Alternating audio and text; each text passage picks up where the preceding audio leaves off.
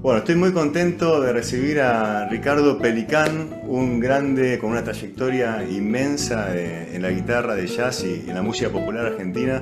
Así que Ricardo, te damos la bienvenida acá al canal de YouTube. Muchísimas gracias, Claudio.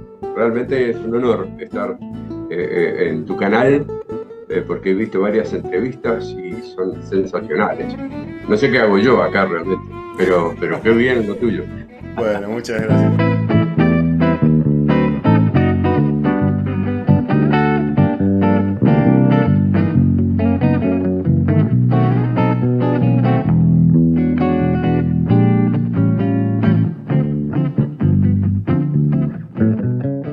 Me gustaría preguntarte por los comienzos. Yo sé que hay muchas entrevistas que se pueden ver en YouTube también, pero podemos hacer un sondeo. ¿Cómo empezaste con la guitarra? Mira, empecé un poquito por casualidad, podríamos decir, porque le regalaron una guitarra a mi hermano, que la tengo por aquí, te la muestro. Esta guitarra que es chiquita, una guitarra chiquita, hecha en Sí, pequeña escala por mi tío Pedro Malosetti, que era luthier, famosa guitarra y Palm, ¿no? hizo guitarras mal. Y se la regalaron a mi hermano, que tiene 6 años más que yo. Y mi hermano no le interesó realmente, no le interesó tanto la música, él fue por otros lugares. Y yo tenía 4 años en ese momento y me permitieron tocarla. Y yo era alto, con manos bastante grandes cuando era chiquito, y pude hacer algunos acordes, como el La mayor, el Re mayor, el Mi séptima. Bueno, arranqué con esos acordes teniendo 4 años, y bueno, no dejé de tocar jamás, gracias a esta guitarra, gracias al regalo que le hicieron a mi hermano. Es decir, que me quedé pegado con la música. Por supuesto que tengo una familia con muchos músicos, o sea, mi doble apellido, yo soy Pelicán por parte de mi papá y Malosetti por parte de mi mamá. Entonces, bueno, en la familia Malosetti tenía el luthier justamente que hacía las guitarras, Walter Malosetti, que es un guitarrista de jazz, mi abuelo, el papá de ellos, que era un guitarrero así de asados, y tengo primos, Raúl Malosetti, Javier Malosetti, y la Marencochi, y sobrinos, y bueno, somos una familia grande de muchos músicos. O sea que no me costó entusiasmarme, agarré la guitarra y no paré nunca. Aparte me Increíble. gustaba cantar cuando yo era chico, y cantaba un millón de zambas y otras cosas, ¿no? Así que bueno, toco la guitarra de toda la vida prácticamente. Con esa misma guitarra, Antes, qué lindo que la conservás. sí, sí, la tengo impecable. Y aparte es la guitarra con la que doy clases porque no me perjudica el hombro tenerla abajo del brazo, es una guitarra chica. Y antes de ir al jardín de infantes, yo ya tocaba la guitarra. Fui al jardín de infantes cuando tenía 5, pero fui como músico, o sea, yo fui con mi guitarra en el hombro. Realmente ahí me acuerdo que yo le decía a mi mamá, le decía, che, ¿y los músicos? No había músicos, ¿viste? Yo pensé que todo el mundo era músico.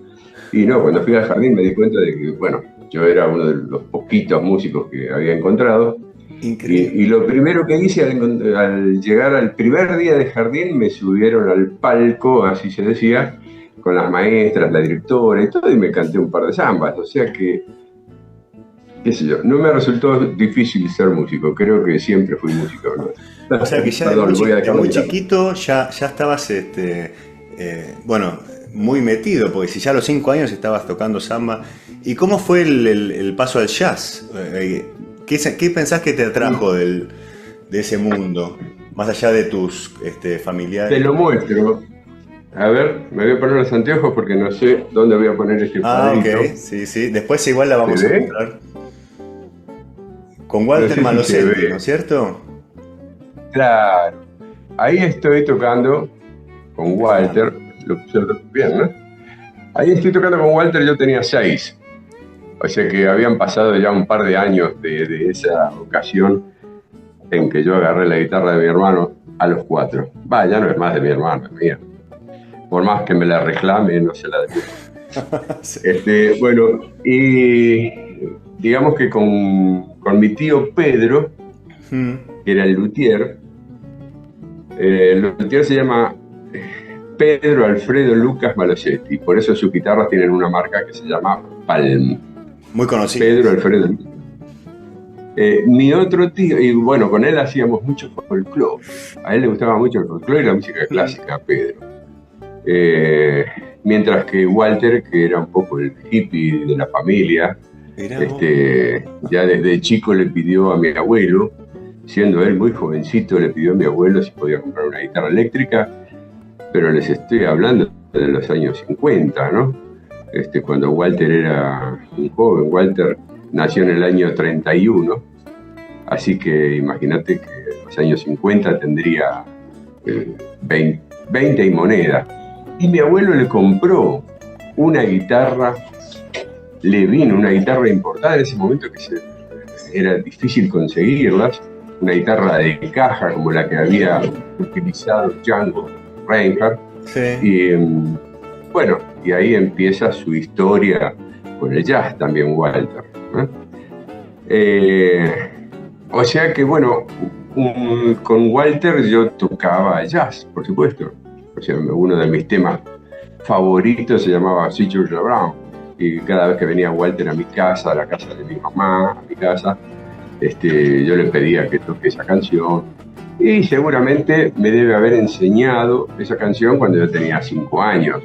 Yo en realidad empecé a tocar con él, como viste en esa foto, muy chiquito, y ya tenía un repertorio grande de samba, de músicas de jazz con las que tocaba con Walter, y bueno, empecé muy chiquito realmente. Yo tenía 6, 7 años y ya tocaba un montón. Me acuerdo que me iba con mi tío Pedro, sí, a un pueblo llamado Los Toldos, aquí cerca, digamos, en provincia de Buenos Aires, y porque ahí teníamos parientes y se hacían esas fiestas populares en la calle con algún palco en el medio, y yo subía con él también tocaba la regulera, tocaba el acordeón, y yo la guitarra acompañaba y cantaba. Es decir que desde muy chico la música ocupa un porcentaje gigante en mi vida, nunca fue de otra manera. Increíble. Bueno, así arranco, digamos. Increíble, con todo, arrancó con todo. Te pregunto, ¿cómo te acordás cómo era tu forma de aprender los temas? Los temas de jazz tienen una armonía no tan simple a veces, que tenés que... Claro, bueno, yo orejeaba mucho y incluso en toda mi vida desarrollé mucho la oreja. Nunca fui un gran lector, o sea, me pones una partitura y ya me pongo a llorar. Porque no leo rápido, tengo que llevármela a mi casa, estudiármela, o sea, tengo lectura, pero no a primera vista. En cambio sí tengo oído a primera oída. Tremendo. Que es un oído, yo tengo un oído bueno, no tengo oído absoluto, ni tengo ninguna de esas historias que se comentan así muy popularmente, de la gente, de Charlie o de no sé quién, ¿viste? Bueno, todas esas cosas, no entro en esas. Pero siempre tuve algo de lo cual no puedo ser humilde en esto que te voy a contar. En todo lo demás soy el peor músico del planeta, pero en esto no. Tengo un archivo, no sé por qué, pero tengo un archivo. Me acuerdo de la canción que la aprendí cuando tenía 4 años, me la acuerdo, y la que aprendí a los 25, me la acuerdo. O sea, tengo un archivo ahí, voy archivando cosas que voy conociendo. Cosa que le pasa a muchísimos músicos de jazz, no es que me pase a mí solo. Es decir, los músicos de jazz en general tenemos miles de canciones en la cabeza, tenemos una memoria ejercitada, podríamos decir. Cuando vas a una jam session, normalmente, hoy ha cambiado eso. Que la tecnología se metió también en ese proceso de Sí, memorización. está bueno porque ayuda. Es decir, en la jam session de hoy yo veo que muchos músicos jóvenes,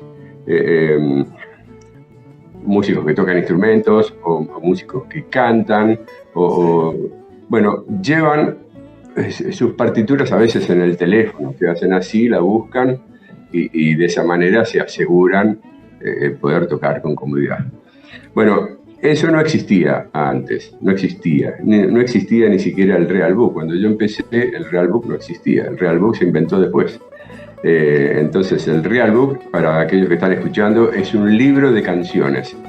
Que allá el Real Book más conocido es el del año 79, que podríamos decir que es el Real Book donde están todas las canciones, son 500 canciones estándar, canciones de Chick Corea o de Ellington o de, qué sé yo, de los compositores más conocidos. Y, bueno, y afortunadamente ese libro hizo que se viralice una temática en el mundo entero, es decir, vos vas a cualquier parte del mundo y se tocan canciones de ese libro. Eso fue bueno, fue muy bueno. Pero no existía, cuando yo empecé no existía. Entonces había que saber muchas canciones, y punto. ¿Cuáles? ¿Qué sé yo? Las que uno pudiese archivar. Y yo fui a muchas jam sessions, es decir, soy bicho de jam session, inicialmente. No, nunca me perdí una posibilidad de jam session. Las jam sessions hoy han cambiado mucho, están mucho más organizadas. En la época en que yo empecé, nunca se sabía realmente ni con quién, ni qué, ni con qué instrumentos se contaba, ni nada. Era muy rústico todo, ¿no? Y eso fue, en alguna medida, fue también bueno porque uno aprende a moverse con cierto profesionalismo, aunque no lo seas, aunque no seas un profesional, pero sabes que tenés que tener cierta cantidad de conocimientos y de cosas y de instrumentos y de lo que sea para ir a una jam session. En ese momento era así, ¿no? Bueno, y ahí uno toca toca de memoria. En las jam sessions se toca de memoria. O sea que bueno, yo ejercité muchísimo eso. Y una pregunta más quizás de músicos. La memoria, ¿vos de qué te acordabas o sea, de los estándares? ¿La armonía, la melodía? ¿Qué era lo que, si se puede describir, pasaba dentro tuyo como para acordarte del tema completo, la forma A, B, A, lo que sea? Sí. Claro, bueno, yo tengo afortunadamente, ¿no? Porque toco un instrumento armónico y tengo una gran memoria armónica, que a veces eso no es común, sí la memoria melódica, uno se acuerda de las melodías, que los cumpla feliz, uno se acuerda de eso. Claro. Ahora, ¿cuáles son los acordes? A veces cantás eso, pero no sabes cuáles fueron los acordes que habría que acompañar. Bueno, yo afortunadamente siempre tuve facilidad para acordarme también los acordes, el acompañamiento. Entonces era un combo, lo que yo siempre memorizo de las canciones es la melodía y la armonía, con seguridad, como si fuera una sola cosa, digamos, ¿no? Algo muy común, ya te digo, no es que yo tenga un don, ¿viste? No tengo nada, soy simplemente un músico que ejercitó todo eso y bueno, lo pude disfrutar. Pero es muy común en los músicos de jazz que tengamos esa dupla de acordarnos las dos cosas. Hay músicos que no, hay músicos que se acuerdan por ahí de la melodía muy bien y la armonía más o menos, o viceversa. Bueno, pasa eso también, ¿no?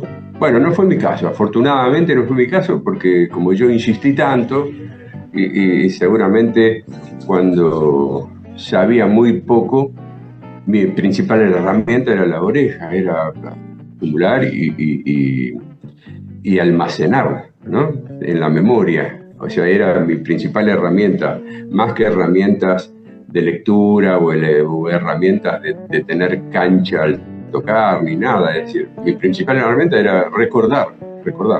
Y por suerte recordaba tanto la melodía como la armonía. Impresionante. ¿Y cómo fue tu etapa como profe, como digamos maestro, formador de otros músicos? Sé que tuviste una carrera y tenés todavía una carrera intensa como docente. ¿Cuándo empezó? ¿Cómo empezó? Y por ahí escuché que es un 50-50, ¿no? 50% que te gusta la actividad de enseñar y 50% la actividad de subirte a tocar. ¿Cómo es eso? Sí, yo lo aclaro siempre eso, porque la enseñanza para mí es una pasión muy grande. Muy grande. Yo he trabajado más en la docencia, podríamos decir, en formarme como docente, trabajé mucho más que en formarme como músico, posiblemente. Quizás sea porque formarme como músico fue algo más natural, algo más sencillo, algo que fue creciendo en mí a medida que iba creciendo de edad también, ¿no? Pues yo empecé desde muy jovencito a trabajar con la música. Mientras que en la pedagogía o en la docencia siempre sentí una gran responsabilidad de que tenía que saber, tenía que estar muy preparado para eso y siempre le puse mucha pila a eso, ¿no? Pero nunca me pesó, a pesar de que nunca fui ni siquiera a un conservatorio, a ningún lado, siempre fui autodidacta. Este, autodidacta con modelos. Perdón, además ¿Cómo? de Walter Malosetti, ¿qué otros así referentes importantes tuviste en esos comienzos? eh, Sí. la primera etapa, ¿no? ¿Qué otros referentes hubo? Eh, y tres o cuatro fueron Walter Malosetti, Joe Pass, Wes Montgomery, Django Reinhardt y algunos otros que vinieron así también, tipo Jim Hall o George Benson o Herb Ellis, bueno, muchos más, incluyendo algunos bajistas porque me gustaba mucho el bajo. Entonces yo escuchaba, o sea, mi ídolo de toda la vida fue siempre Ray Brown, pero bueno, muchos otros bajistas me han gustado y después incluso aparece Jaco Pastorius en algún momento y me enamoré también de eso. Y es decir, que ellos fueron mis profes. ¿Mm? Eh, yo seguía al pie de la letra cualquier tipo de toque o conceptual o algo que yo pudiese sacar de ellos. El que tenía más cercano de todos era Walter Malosetti, que era mi tío. Entonces, bueno, posiblemente esa, no sé, digo por ahí, haber sido sobrino de él hizo que nunca pueda tomar clase realmente con él. Nunca pude formalizar. Eh, Cosa que no me pasó a mí con parientes, como profesor. Es decir, yo le he dado clases a mi hijo durante años, le di clases a Javier, al hijo de Walter, durante años, le he dado clases a parientes míos sin tener inconveniente, poniéndolo acá, perdón que les muestro así, esto que ven ustedes acá Esa es grilla, mi horario de alumnos. hot stuff es esa. Claro. Entonces, el que está anotado ahí, para mí es sagrado eso, ese horario yo lo cumplo al pie de la letra. Es la piedra de Moisés, o vaya a saber qué, para mí, ¿viste? Es una cosa muy respetada por mi vida, mis alumnos. Y a mis parientes, a mi propio hijo, lo puse ahí, por ejemplo. Entonces, de esa manera teníamos la formalidad del encuentro específicamente para la clase, ¿no? Y nos fue bien, me fue bien con mi hijo, me fue bien con Javier, fue como un hijo en ese momento, aunque es mi primo en realidad, pero tenemos 10 años de diferencia y cuando él estudiaba conmigo tenía 14, 15 y yo tenía 25, entonces era mucho más grande, ¿no? Bueno, siempre me fue bien con eso.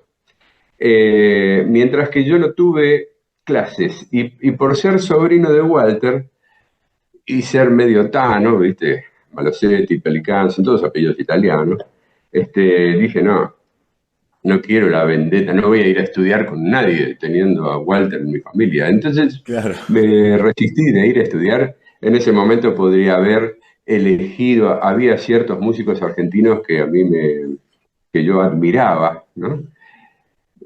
Algunos de ellos han sido grandes amigos míos y son grandes amigos míos. Ahora acabo de llegar, hoy llegué, me bajé hace un rato de un avión, me vine del Chaco y estuvimos en Increíble. un festival hermosísimo en el Chaco, en la provincia del Chaco, que de paso digo, la provincia del Chaco es la provincia más jazzística, podríamos decir, de toda la Argentina. Ahí se producen unos festivales y hay Mirá vos, músicos y hay unas movidas increíbles. Por supuesto que acá en Buenos Aires no se entera nadie, pero la movida que hay en el Chaco es grande, eso te iba a desde decir, hace no, muchos años. no es muy conocido acá eso, ¿eh? No, no. No, acá en Buenos Aires estamos preocupados por Buenos Aires y se acabó. ¿Ya? No, no Y miramos tanto todas las cosas que pasan en el interior. que pasan cosas muy lindas, a veces no tan lindas, y ni siquiera nos enteramos, qué sé yo, ¿no? Bueno, eso Bueno, es un vos tema. viajaste mucho con el jazz y ya si querés nos metemos con el festival que vos gestionás hace ya bastantes años. Sí, sí, Desde que yo estoy dando vueltas por el mundo musical, ya existe y ya tiene un nivel, ya con músicos que vienen de afuera, con toda un... Y aparte a nivel nacional, sí. ¿cómo empezó el Festival Diango? Saltamos un poco hacia adelante y Bueno, después te llevo de vuelta para atrás, vamos así haciendo un bien, picadito. el Festival Django ya tiene 23 años. El próximo será la edición número 24. ¿Eh? Y nace en el 2023. ¿Mm? El 2023 es el número uno. Les digo para los que hacen cuenta y dicen, no, pero estamos en el 2025, le agregaste uno. No, no es así. Hay que contar con las manos. Hasta ahora se hicieron 23 y viene el número 24. Tremendo. Ahora, fue una necesidad ese festival. Fue una necesidad no solamente para mi vida, sino para toda la comunidad musical que amamos ese estilo de Django. El estilo de Django, o sea, aclaremos quién fue Django. Sí, Django Reinhardt, gitano belga. Es belga de casualidad, porque el carromato pasaba por ahí justo y nació ahí, pero el carromato siguió y se radicaron después en las afueras de París, ¿viste? Y ahí fue donde hizo toda su carrera, su vida, Django Reinhardt. Y Django escuchó jazz, siendo muy joven, escuchó jazz, tenía 19 años, 18, y escuchó a Louis Armstrong pasando por Europa, y Louis Armstrong dijo algo muy importante, porque Django era músico gitano, música gitana del centro de Europa, de la familia de los Manouche, y entonces había mucha música popular del centro de Europa, propiamente, francesa especialmente, ¿no? Y cuando escuchó a Louis Armstrong dijo algo así como que ellos, los músicos de jazz, eso lo dijo en esa gira mundial que hizo por Europa en el año 29, cuando ellos tocan jazz, decía Louis Armstrong, nos sentimos realmente libres. Y Django dijo, uy, a nosotros pasa lo mismo, si acá estamos más perseguidos, ¿eh? Los gitanos, y realmente cuando hacemos música somos los reyes del universo. Y se identificó mucho con eso que dijo Louis Armstrong. Además de que le gustó muchísimo esa música que estaba escuchando. Louis Armstrong estaba con los Hot Seven, con un grupazo gigante de 7 músicos, o sea, eso, tremendamente hermoso lo que sonaba. Hay discos de eso, por supuesto. Y se puso a tocar jazz. Consiguió a alguien que tocaba jazz, más o menos, que sabía bastante de jazz, que se llamaba Stéphane Grappelli, un violinista francés de la edad de él también, tendrían 20 años. Y también era pianista. Bueno, el asunto es que se conectó con Stéphane Grappelli y ahí empezaron a armar lo que después fue el quinteto del Hot Club de Francia. Y ese quinteto realmente conquistó el mundo en el año 34 cuando graban un primer disco. Tocaban jazz pensando que era jazz como el norteamericano y nada que ver, estaban inventando una nueva totalmente, con los condimentos del jazz, o sea, improvisación y swing. Improvisación y swing, que son los dos condimentos fundamentales para que exista el jazz. Eso estaba, pero lo que ellos no notaban era la gran influencia gitana que tenían encima y que todo eso se transmitía a las canciones, al toque, a la interpretación. Entonces realmente fue algo totalmente novedoso. También fue novedosa la formación, porque no existía el micrófono, estamos hablando de los años 30, el micrófono aparece después, y entonces no había ni piano, ni batería, ni instrumentos de viento, nada que tapara a las guitarras, justamente. Guitarras, violín y contrabajo. 3 guitarras, 2 de acompañamiento, una solista, el violín y el contrabajo. Y los solos siempre eran del violín o de la guitarra. Y las guitarras de acompañamiento siempre tocando con un volumen que no pasaba cierto límite, cosa de que el solo de guitarra esté al frente y el solo de violín lo mismo. Bueno, eso fue también un gran invento, esa formación. Esa formación la trajo a la Argentina Oscar Alemán cuando llegó en el año 41. rajado por la guerra allá en Europa, o sea, él se tuvo que venir, y lo primero que hizo en Buenos Aires es armar un quinteto exactamente igual al de Django. Aunque no tocaba la música de Django, no hacía gypsy, hacía otra cosa, hacía swing y jazz en general. Y incluso hasta con algún parecido o influencia a Charlie Christian, que es aquel negro que tocó la guitarra eléctrica por primera vez en el año 39. Con Benny Sí, Goodman tocaba Charlie Christian, ¿no? claro, claro, gracias a Benny Goodman se conoció a Charlie Christian, trascendió al mundo entero, porque su manera de tocar era increíblemente hermosa, con una fluidez y una linealidad, y bueno, tocando la guitarra eléctrica podía tocar con más suavidad y tocar más, con un sonido más parecido a un saxo o a los instrumentos de viento. Bueno, fue realmente, tuvimos la suerte, toda la humanidad, ¿no? Toda la humanidad tuvo la suerte de que esa guitarra eléctrica, que fue una novedad increíble, que fue comercialmente muy importante en su momento, o sea, tenía tanta fama la guitarra eléctrica como quien la tocaba.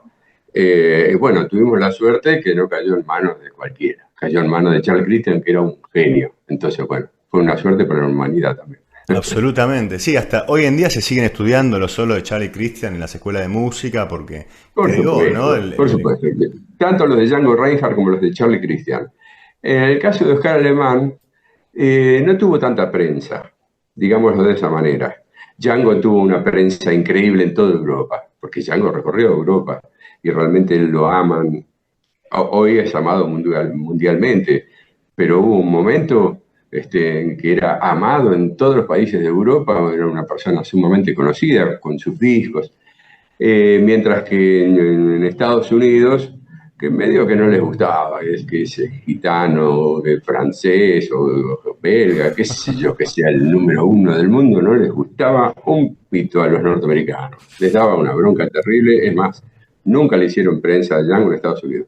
Y cuando aparece Charlie Christian, bueno, se hace la luz para los norteamericanos, vamos con Christian para adelante, ¿no? mirá vos. También tuvo mucha prensa, es decir, Django tuvo prensa por allá, Charlie Christian prensa por acá, y Oscar Alemán vino a la Argentina. No hubo prensa con Oscar Alemán en ningún nivel, porque podría haber sido trascendente. Es decir, todos los críticos del mundo los nombran a los tres. Es decir, Django Reinhardt siempre como el number one, pero Charlie Christian y Oscar Alemán como los tres guitarristas más importantes de la historia del jazz, digamos, ¿no? Increíble, ¿no? Pero Oscar Alemán sin prensa, entonces no trascendió y tanto no se dio a conocer, digamos, ¿no?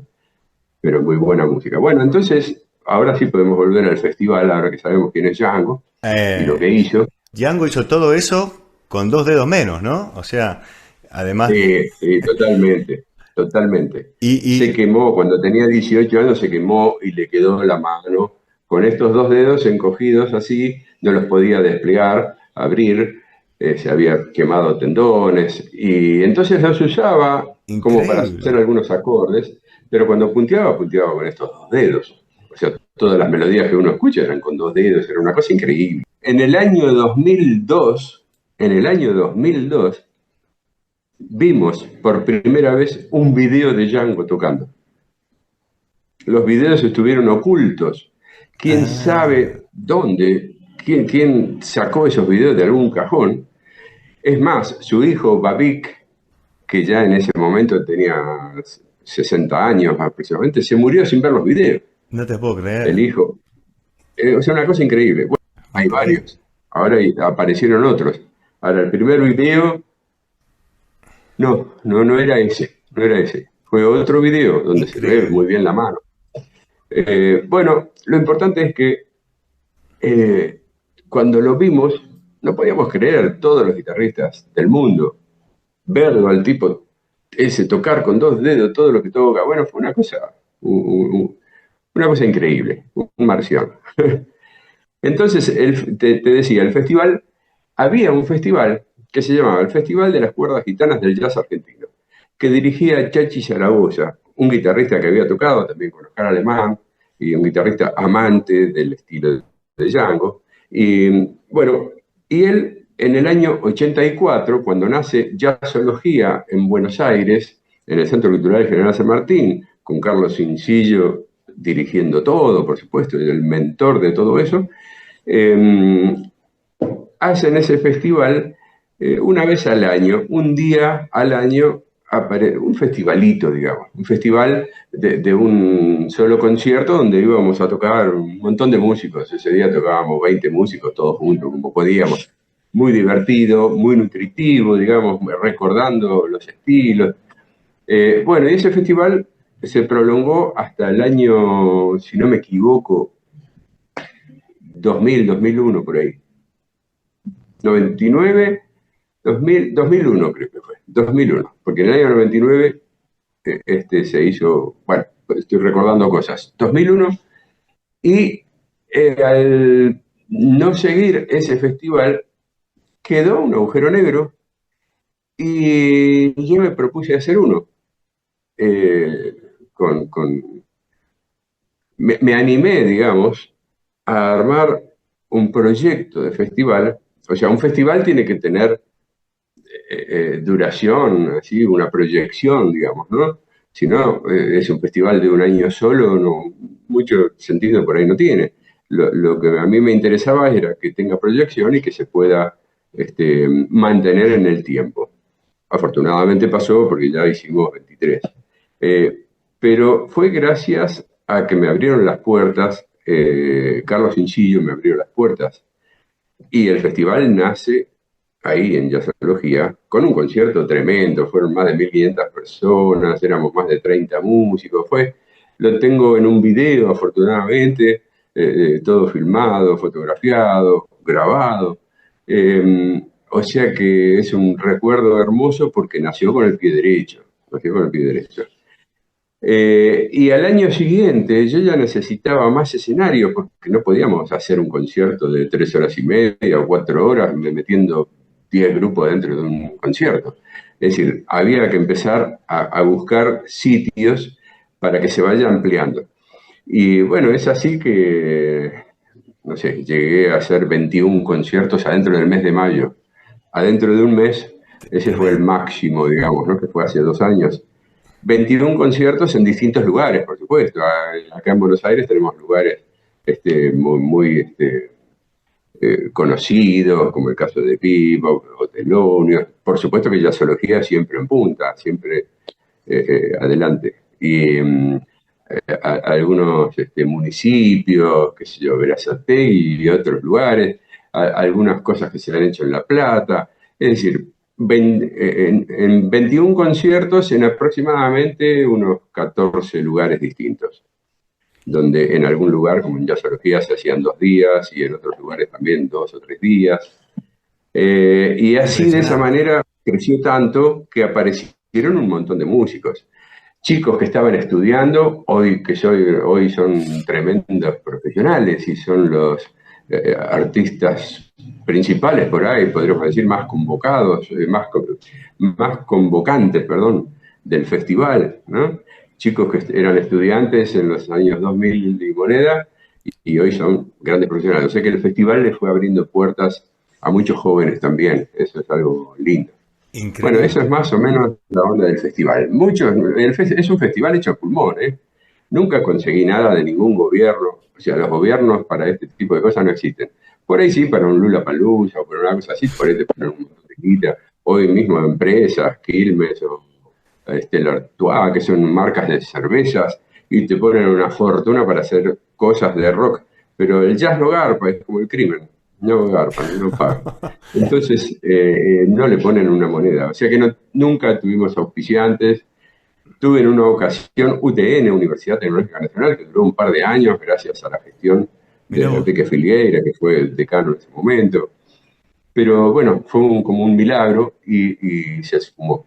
Era la idea, pero nunca me imaginé que crecería tanto. Tuvimos festivales con la participación de más de 100 músicos, o sea, el Increíble. festival con más músicos fue de 106 músicos un año, antes de la pandemia fue eso, y con músicos que empezaron a venir de otros países también, no solamente del interior de nuestro país, sino, bueno, de países latinoamericanos o sudamericanos.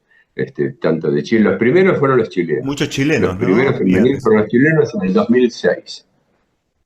Y atrás de ellos empezaron a venir de otros países, de todos los países de Sudamérica, te digo, con los cuales, con algunos estamos muy conectados, muy amigados. Yo, por ejemplo, ahora este año tengo que ir en noviembre a 2 de los festivales. Primero a Chile, en la primera quincena, y en la segunda quincena a Ecuador. Este año no pude ir al Festival de Brasil, que se hace ahora en agosto, porque tengo otros compromisos y no voy a poder. Yo, en medio, como que yo viajo mucho a los otros festivales Django que se hacen en Latinoamérica, porque tengo mucho que ver con todos ellos. Ya estuve, no sé, en Bolivia, en Perú, en Chile, en Brasil, en Ecuador, y no me acuerdo si me estoy dejando alguno afuera, que ya tienen su festival Django. En algún caso, como el de Brasil, ya tiene como 12 años, y en el de Chile ya tiene sus años también, por lo menos 10. Es decir, que ya empiezan a tener una antigüedad y mucha conexión entre todos los lugares. ¿Por qué? Porque aquí en Buenos Aires se han encontrado todos. Hubo un momento en que yo tenía un grupo de México, un grupo de Brasil, un grupo de Chile, músicos europeos, un contrabajista francés, un guitarrista italiano, un guitarrista norteamericano, músicos sueltos que han venido de otros lados. Todo eso, aparte de todos los argentinos. Entonces era una fiesta, imagínate. Muchos, no sé, se hospedaban en mi casa o en la casa de otro músico, o sea, siempre a pulmón, al no tener auspicio, no tener guita, siempre todo se hace muy a pulmón. Los principales auspiciantes de este festival somos los mismos músicos, digamos, ¿no? Gracias a eso se logra. Entonces, bueno, algo realmente que ha generado amistades increíbles. Yo, por ejemplo, me voy mucho de gira a Europa con Bjarke Lund. Bjarke Lund es un danés que vive en Ecuador y nos conocimos en un festival de Brasil, después participamos en otro en Chile, empezamos a ser amigos, vino al Festival de Buenos Aires, yo fui al Festival de Ecuador y nos hicimos tan amigos que somos como de la familia, y esto está pasando entre muchos músicos del interior de nuestro país, de acá de Buenos Aires, con los músicos que vienen de afuera. Se ha hecho una gran familia, más o menos seremos, poner, por decir una cifra, no sé, 150 músicos o 180 músicos, que estamos todos conectados de alguna manera. Así que el festival fue eso, fue justamente crecer con amigos, crecer y hacer realmente amigos, y amigos que tocan muy bien, no sé, que están representando a sus países, que vienen con formaciones profesionales de alto vuelo musical y todo. Algo sensacional, algo que se conoce poco porque justamente no tenemos más difusión que la que hacemos los mismos músicos, ¿no? Al no participar ningún tipo de, como dije antes, no sé, cultura de la nación o de la provincia de Buenos Aires, de donde sea, no, nadie mira para este lado, entonces no tenemos tampoco mucho apoyo en la difusión. Sin embargo, Increíble. nunca para, nunca para. Sí, se lo recomendamos al que no fue. Yo tuve la suerte de poder ir de espectador, ver varios, tanto en San Martín como en otros lugares también. Más Sí, sí. buenísimo. Así que lo Y siempre recomendamos, lo se hace, pasamos. ¿Cuándo va a ser el próximo?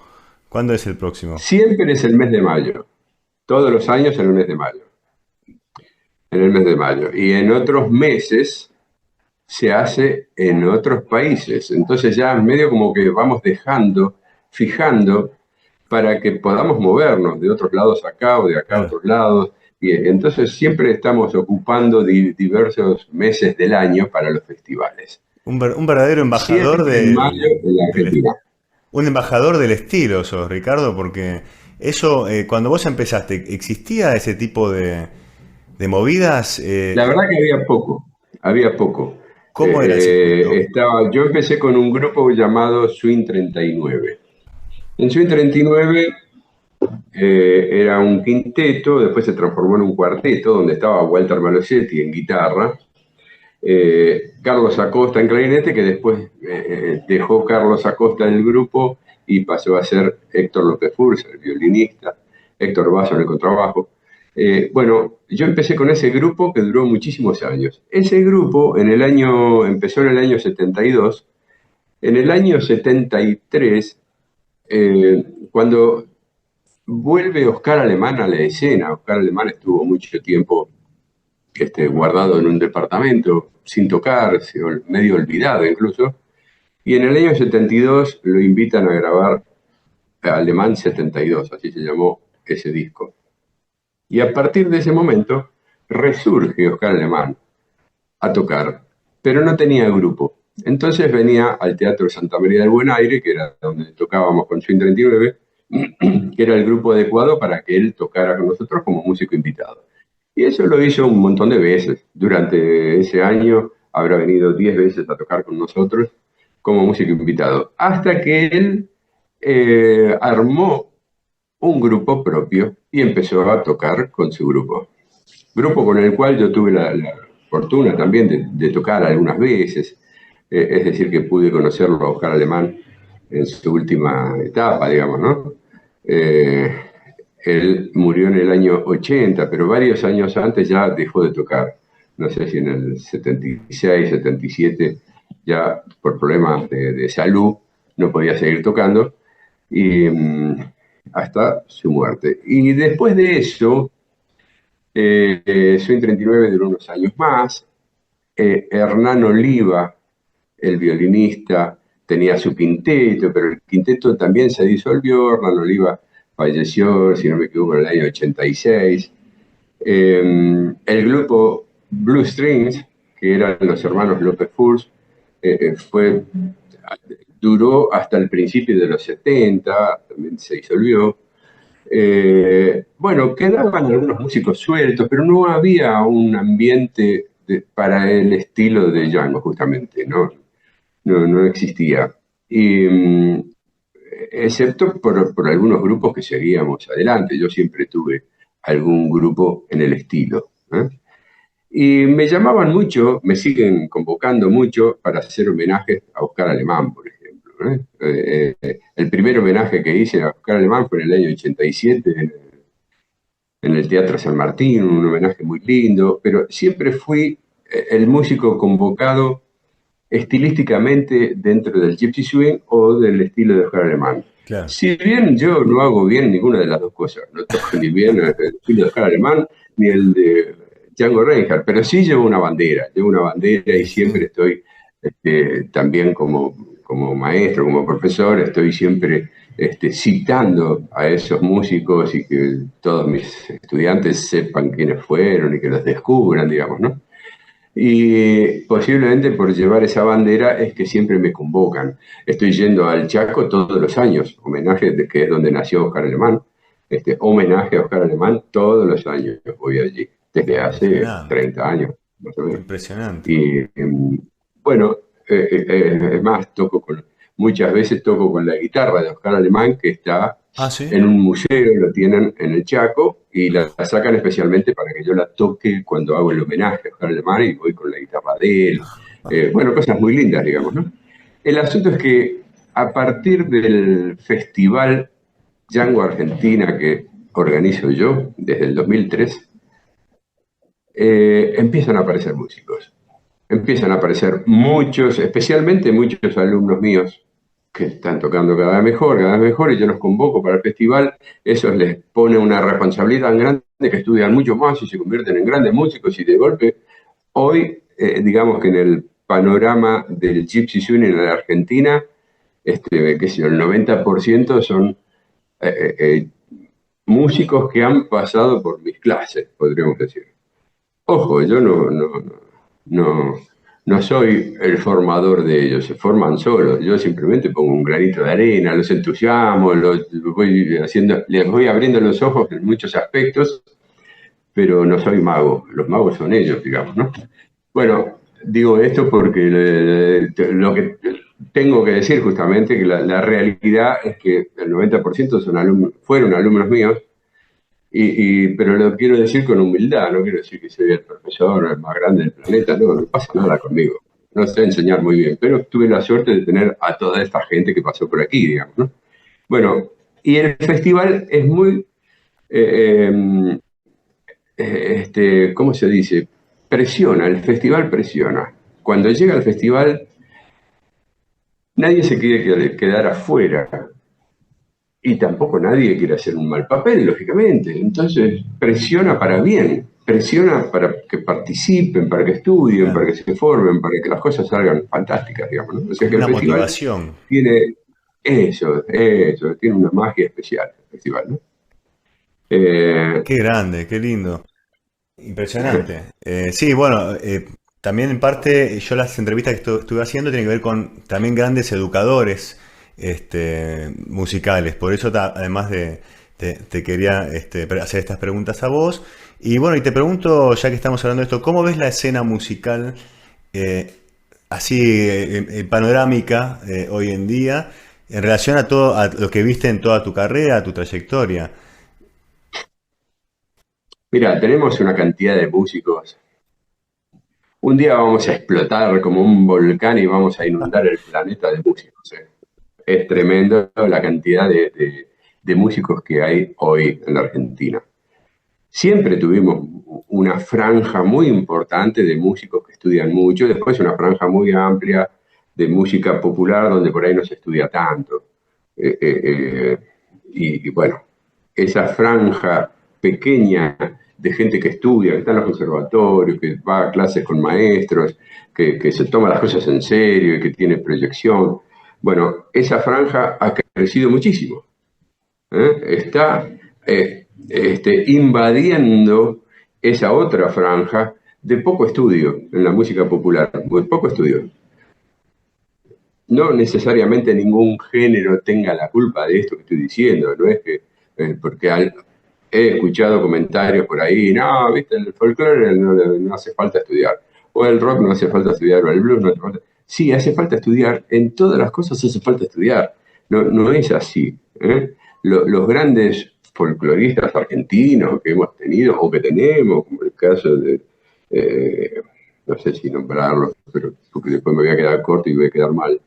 Tenemos unos folcloristas increíbles en este momento en la Argentina, unos folcloristas que son maestrísimos.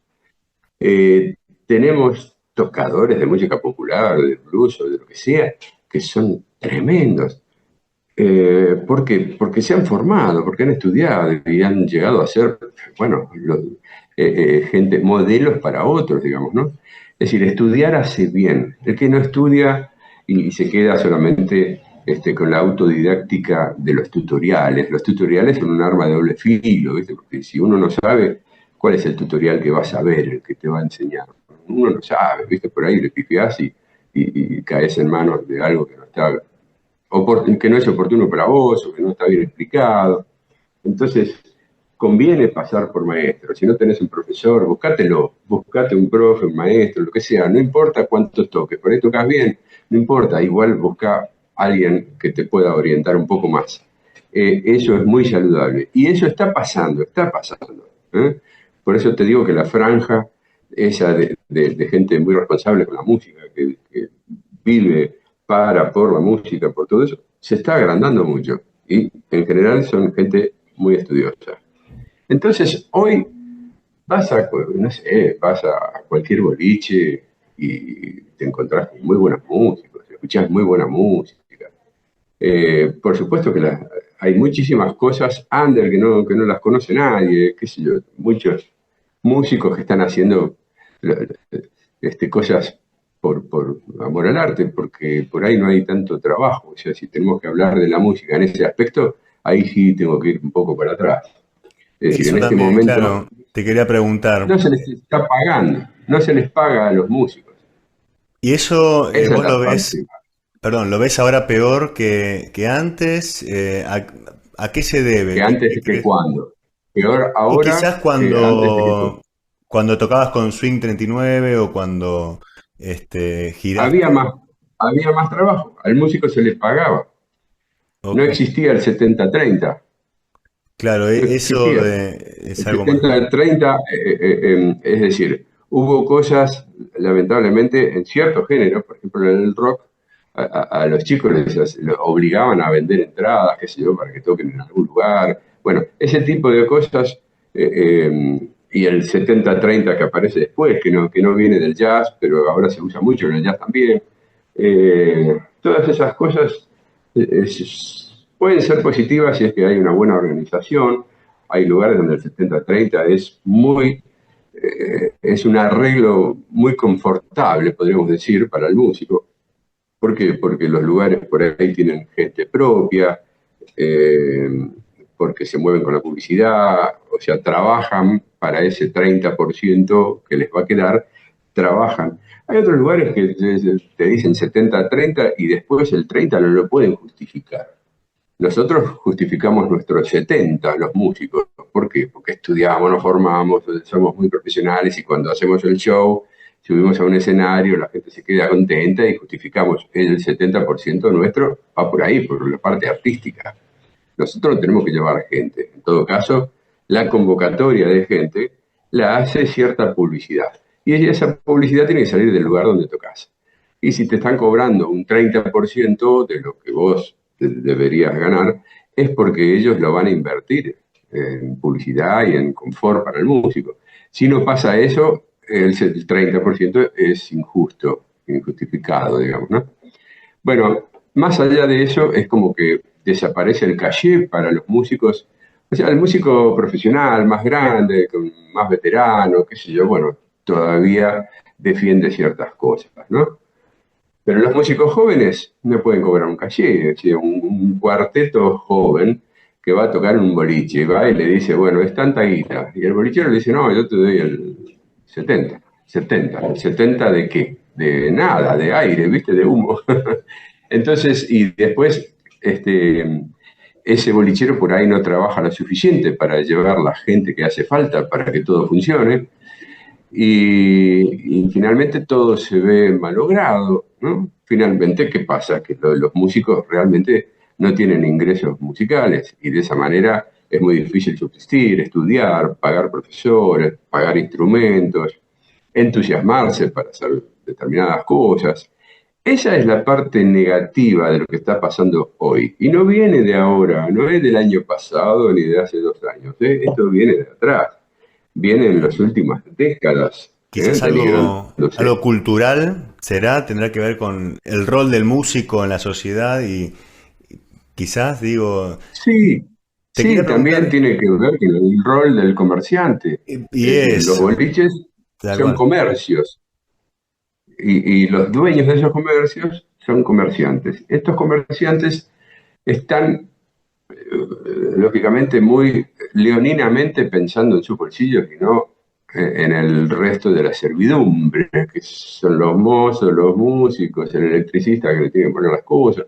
Es decir, no están pensando en el resto de la gente que hace que ese boliche finalmente funcione. Están pensando mucho en ellos. Entonces muchas veces vas a tocar a un lugar y las cosas funcionan tan mal que vos te vas medio amargado de ese lugar, porque no Sí, es lo que vos esperabas, y haciendo un show increíble, que vos preparaste para ese día, un show increíble, pero el lugar no estaba preparado. Entonces, claro. no está parejo eso, ¿eh? O sea que estamos hablando más de eso que de los músicos que bajan la cabeza y, qué sé yo, aceptan malos tratos, digamos, ¿no? Los músicos en general no son los culpables de que esto pase, ¿eh? Tenemos que dividir la música, el arte, por un lado, que es óptimo. Estamos en el 100% de la potencialidad, de la creatividad. Es decir, tenemos unos músicos en toda la Argentina, ¿eh? Una cosa increíble, increíble, la cantidad de jóvenes. Yo acabo de hacer una clínica en el Chaco con 52 guitarristas. Fua. Mi hijo, que Tremendo. vino conmigo, bajista, tenía 33 bajistas. Vos imaginate la cantidad de músicos que hemos tenido entre los dos, Bueno, eso 85 músicos entre los dos, es bueno, o sea, quiere decir haciendo una que clínica. ves que hay más llegadas que Sí, quizás va antes. creciendo, Eso es algo positivo. va creciendo mucho, va creciendo mucho. Yo empecé a dictar clases cuando a los 16 años de edad empecé a cobrar, lo que significa que a partir de ahí empecé a hacer un profesional de la enseñanza, podemos decir, así entre comillas, porque yo era un nene, tenía Claro. 16 años, pero era la mano derecha de Walter Marusetti. Entonces Walter me sentaba ahí en un escritorio y me tiraba un alumno y me decía, enseñale un blues en sol. Y listo, yo les pasaba el blues en sol y así me fui haciendo. Qué bueno. En Virrey Ceballos 557, que fue la escuela que él tuvo en Capital, la primera escuela. ¿Eh? Pero yo empecé siendo ayudante de él aquí en Palomar, donde yo vivo, donde yo nací y espero morir, digamos, aquí, que falte mucho, por supuesto, no tengo apuro en morirme, No. pero Palomar para mí es el lugar donde vivo y donde quiero vivir siempre. Y aquí Walter tuvo una escuela cuando él vivía en Palomar, y yo tenía 9 años en ese momento, y yo estaba siempre al lado de él, o sea que siempre estuve respirando ese aire de enseñanza, de estudio. Y bueno, cuando yo tenía 16, yo ya venía dando clases gratuitas. Yo daba clases en la casa de mi abuelo, Maracetti, gratis, con amigos, gente que venía, qué sé yo, pero yo no cobraba, yo no vivía de eso. Hasta que un día mi tío Walter me agarró de las pestañas y me dice, vení, pues ahora trabajas y cobras y patatín y patatán, y me empezó a guiar, digamos, ¿no? Y desde ahí hasta hoy yo nunca paré, es mi pasión, la enseñanza es mi pasión. Me Increíble. dediqué mucho a escribir cosas para los alumnos, a, a- a tener, incluso yo doy un curso todos los años, eh, eh, un curso de jazz, podríamos decir, armonía de jazz e improvisación, etcétera, donde doy todos los elementos comunes para estudiar, escalas, acordes, arpegios,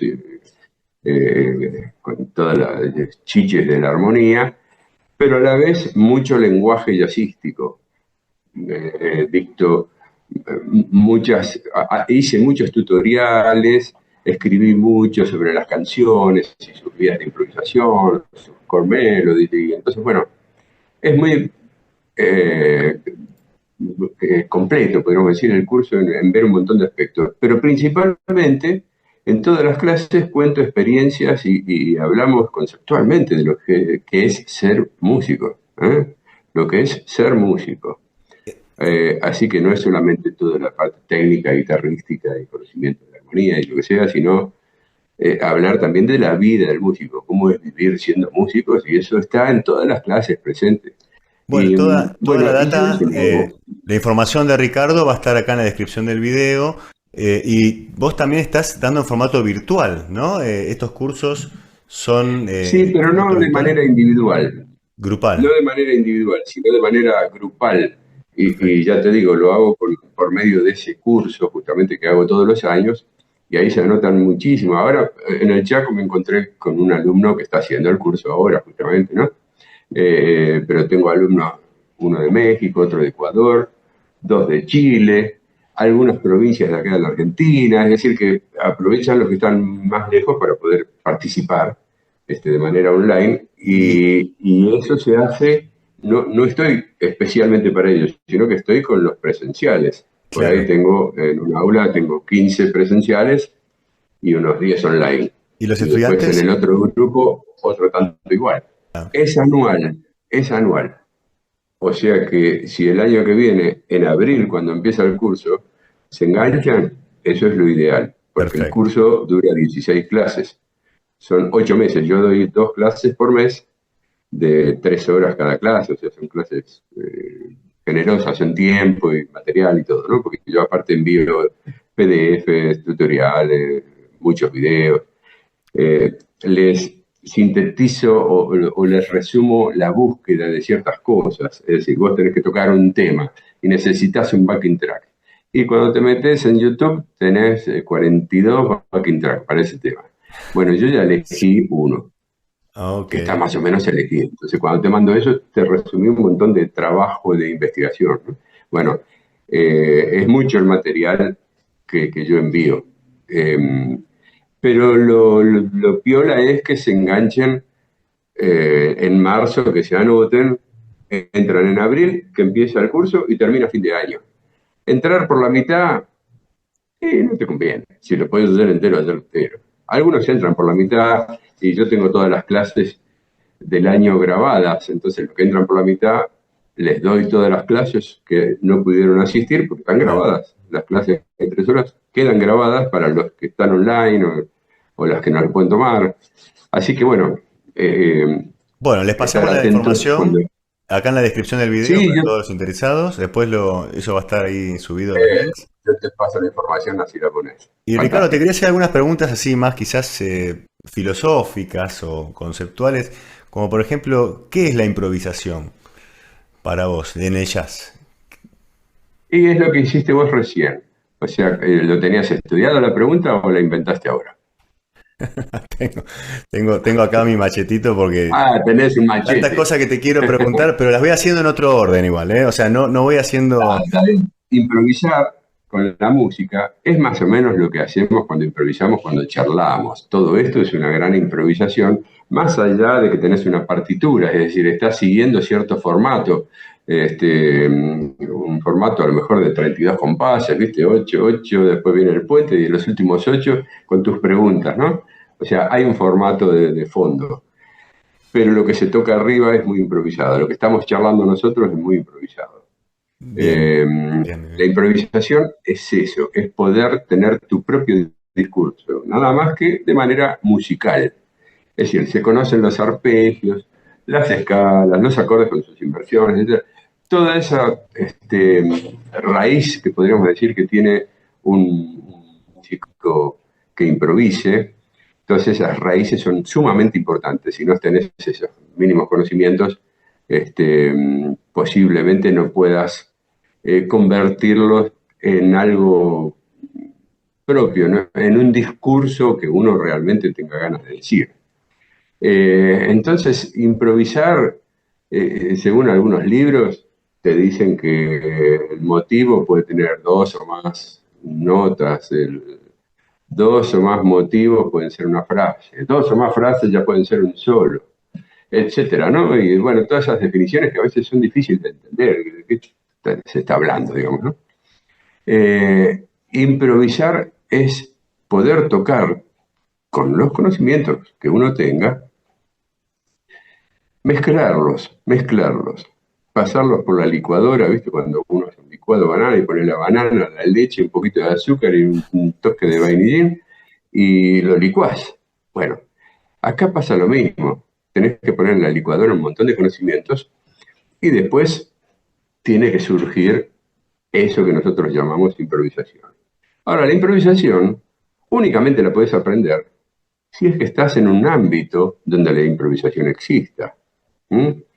Difícilmente, si vos estudiás música clásica, entiendas o puedas practicar la improvisación.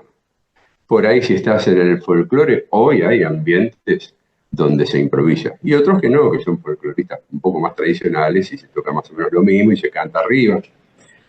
Con lo del tango pasa lo mismo. Hay tangueros hoy que improvisan y hay otros que no, que son más agarrados de la música más tradicional y se hace el tango como está grabado en el disco y punto.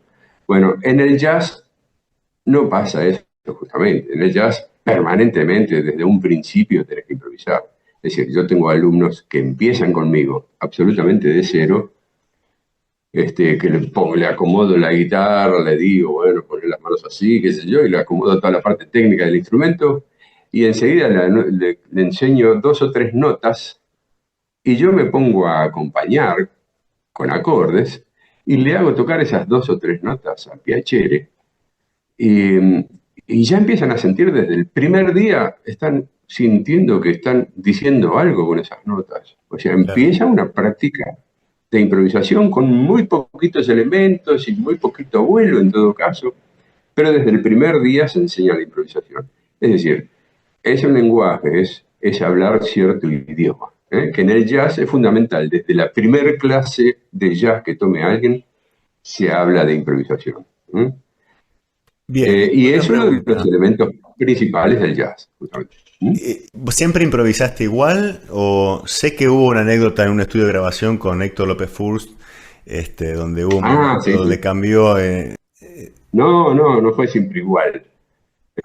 Fue, podríamos decir, este, creciendo en cantidad, es decir, la búsqueda de un músico principiante son 2 o 3 búsquedas que van como un embudo.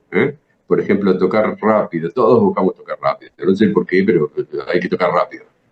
En ciertos estilos es fundamental. Es decir, si vos sos músico de rock y no tocas rápido, pará, dedicate a otra cosa. Si vos sos un músico flamenco y no tocas rápido, pará, no sirve. Si sos músico de gypsy swing y no tocas rápido, no sirve. Es decir, que hay géneros que te obligan de alguna manera, porque estilísticamente se utiliza la rapidez.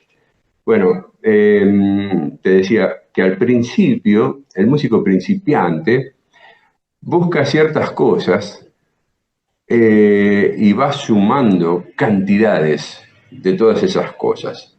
Cantidades de escalas rápidas, de acordes, arpegio, por supuesto, de todo, pero en cantidad. O sea, se busca la cantidad.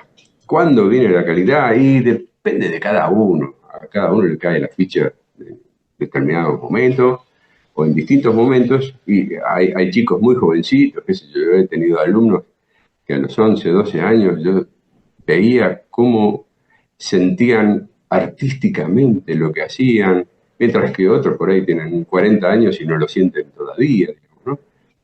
Y bueno, entonces, en mi caso personal, eh, yo estudié muchísimo técnica con el instrumento al principio, hasta que empecé a estudiar a ciertos músicos, como los que te nombré al principio, como Joe Pass, o Wes Montgomery, o Jim Hall, Herb Ellis.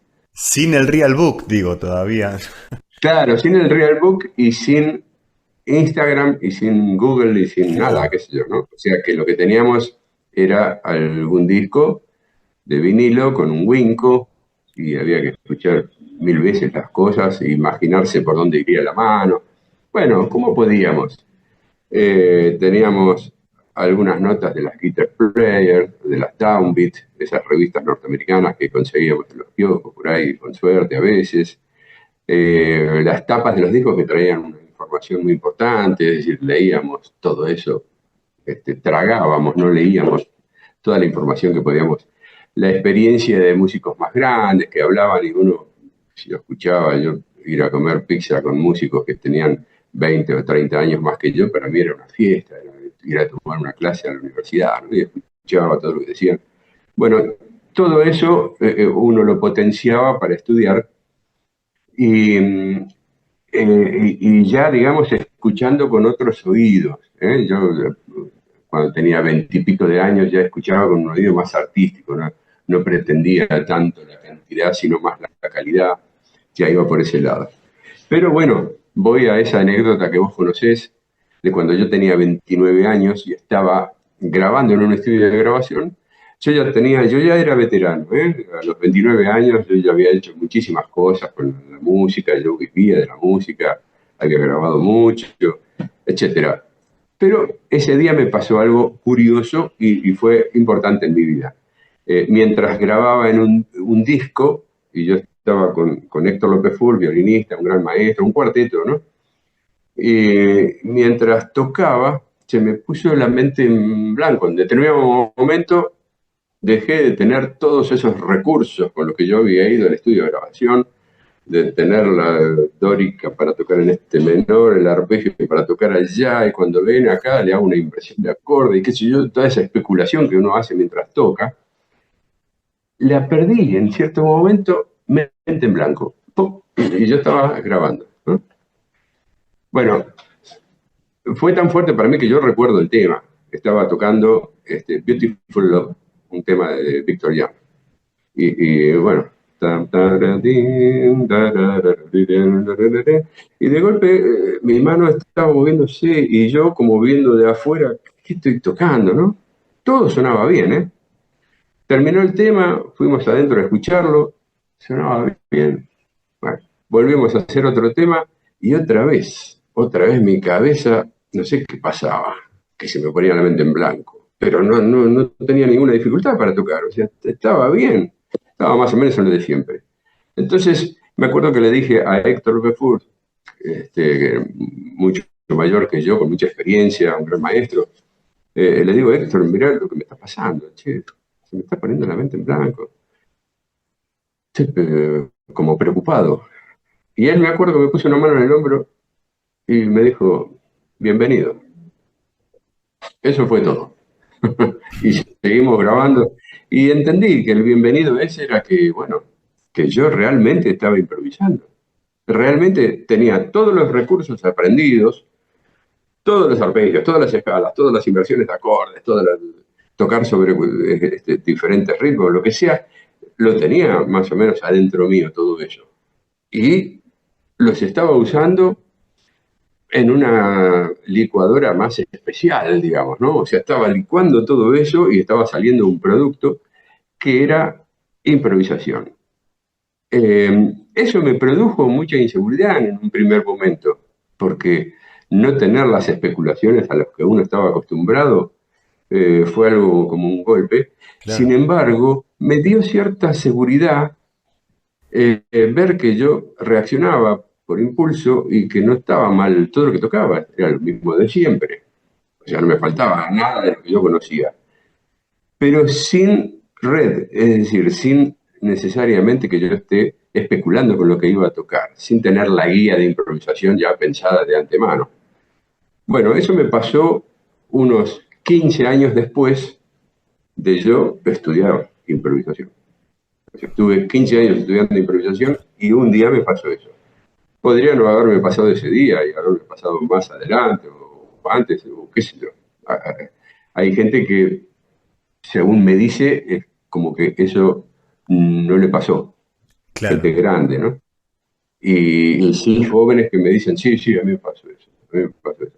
A muchos se sienten identificados con esta anécdota.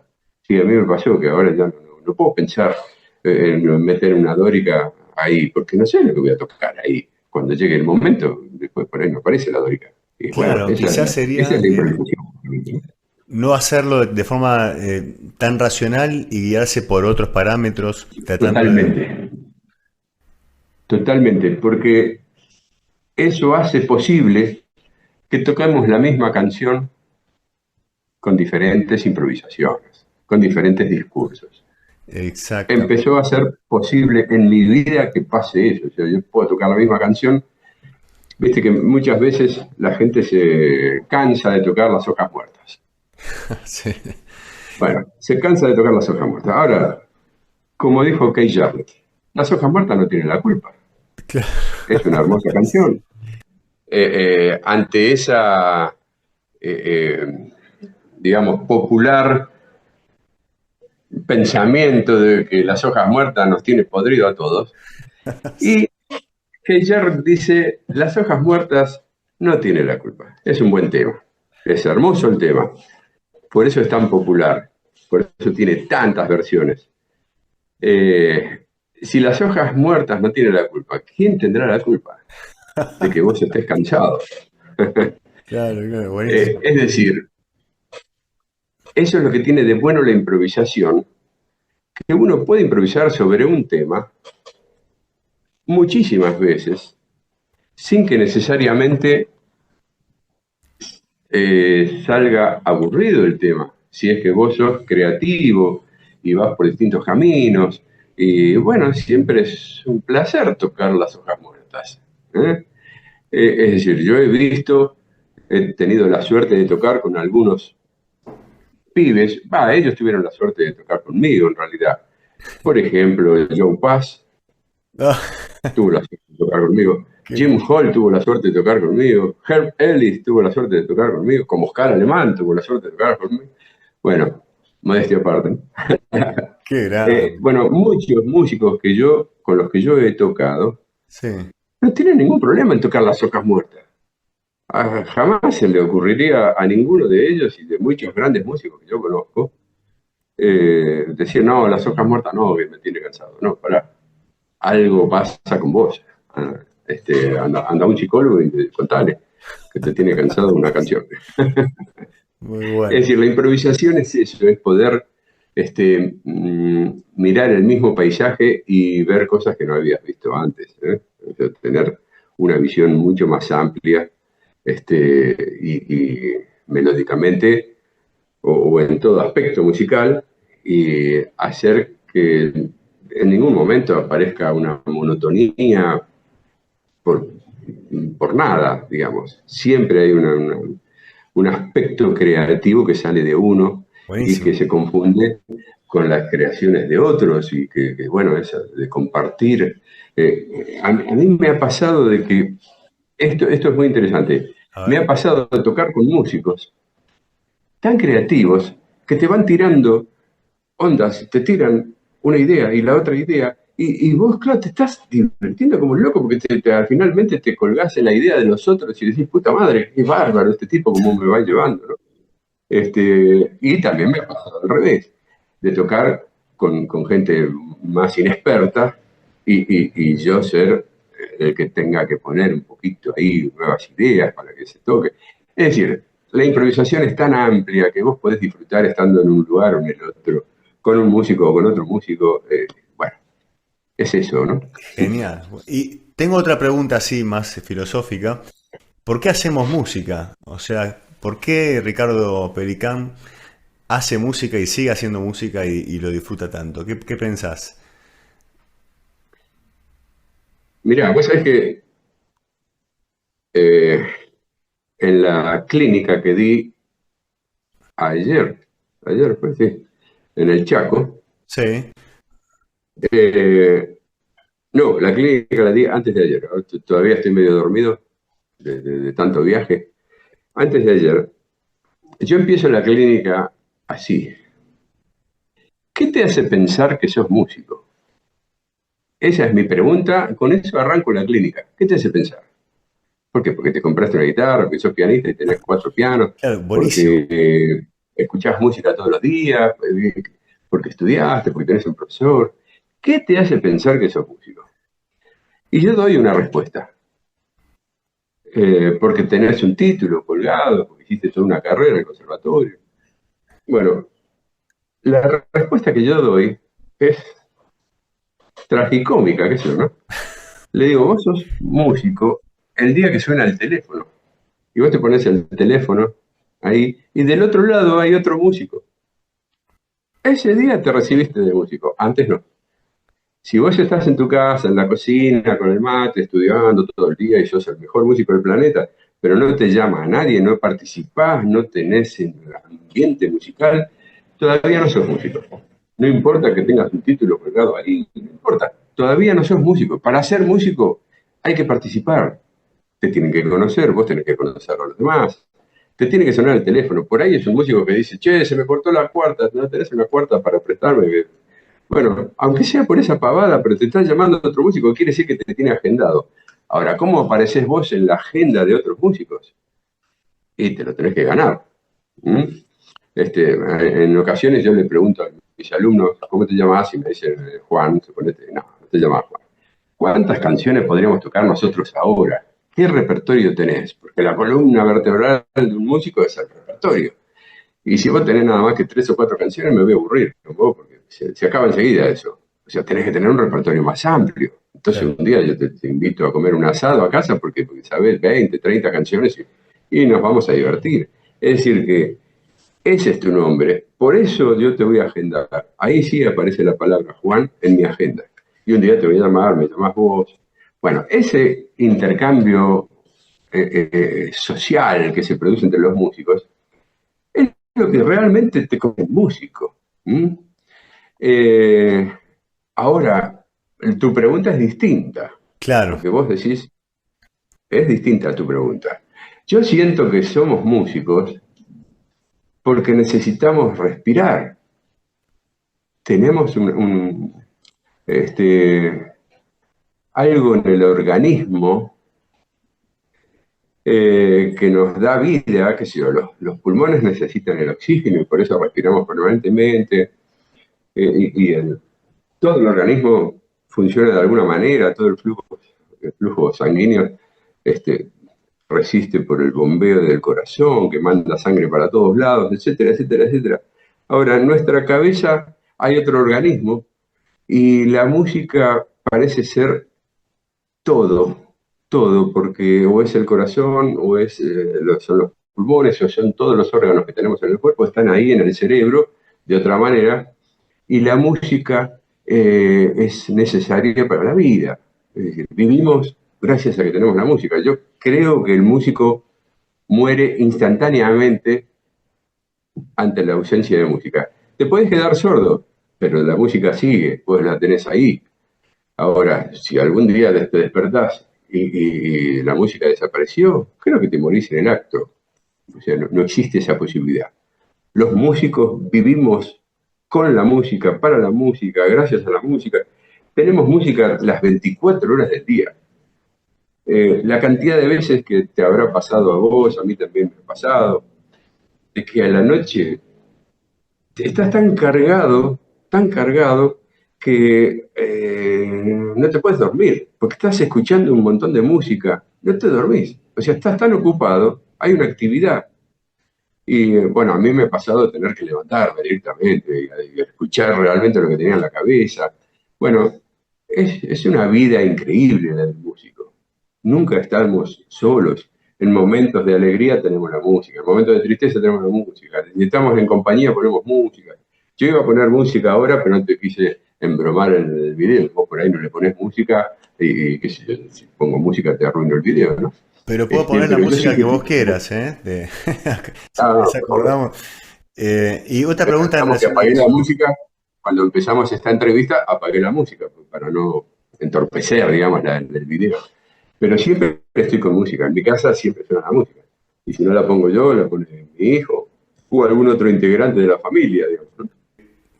¿Qué le das, qué consejos o qué visión le das a los pibes jóvenes que se quieren dedicar a la música seriamente y que quieren empezar a estudiar y hacer un camino quizás como el que hiciste vos o similar?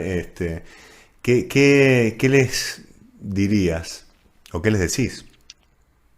Bueno, fundamentalmente, que lógicamente que no dejen de hacerlo, por supuesto, ¿no? Que no dejen de hacerlo.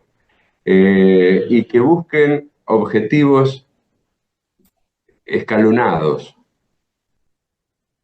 en determinadas cosas. Por ejemplo, artísticamente, sin escalones, que le den para adelante eternamente, que estudien, que participen, que salgan, como dije antes, de la cocina, el mate y la guitarra. No, tienen que salir. Yo tengo miles de horas de vuelo, tengo yo. Miles de horas. O sea, no sé cuántas horas de vuelo necesita un piloto para manejar un avión, pero yo, como muchos músicos, tenemos miles de horas de vuelo. Esperando el 123 en Chacarita para volver a mi casa, un colectivo a las 3 de la mañana, es decir, nunca dejé de estar donde tenía que estar. O sea, la distancia de ir a Capital, yo vivo en Palomar, a Capital siempre tengo una hora de viaje para cualquier lado. Bueno, esa horita de viaje nunca me dio fiaje, siempre estuve. Yo veo que hoy muchos, ¿no?, por una hora de viaje ya se quedan en su casa, quieren las cosas online, qué sé yo. Bueno, no están haciendo el sacrificio de estar donde tienen que estar. Los músicos tenemos que estar entre músicos. Si vos querés estudiar japonés, tenés que irte a Japón y ahí vas a ver japoneses a patada y vas a aprender. Pero si vos querés estar entre músicos, tenés que estar entre músicos. Ok. Y a veces tenés que viajar, tenés que sacrificarte, como te dije yo recién, esperando el colectivo a las 3 de la mañana con la guitarrita, un día de lluvia, eso, pero yo ahí estuve, no le hice fiaca al punto ese, ¿no? Bueno, hacer ciertos sacrificios, tener siempre un profesor, siempre que puedas. No, la autodidáctica, dejarla para cuando seas un experto, ¿eh? Cuando vos ya tuviste profesores, te pasaron mucho material bien elegido para que vos estudies, te pasaron los conceptos importantes. Bueno, después de todo eso, que van a ser unos cuantos años de estudio, si querés seguir como autodidacta, perfecto, porque ya sabés cuál es el camino, ya lo tenés y bueno, vas a saber hacer tus propios programas de estudio, de proyecto, lo que sea. Pero no antes, ¿eh? Ser autodidacta de movida es una tontería, es una estupidez.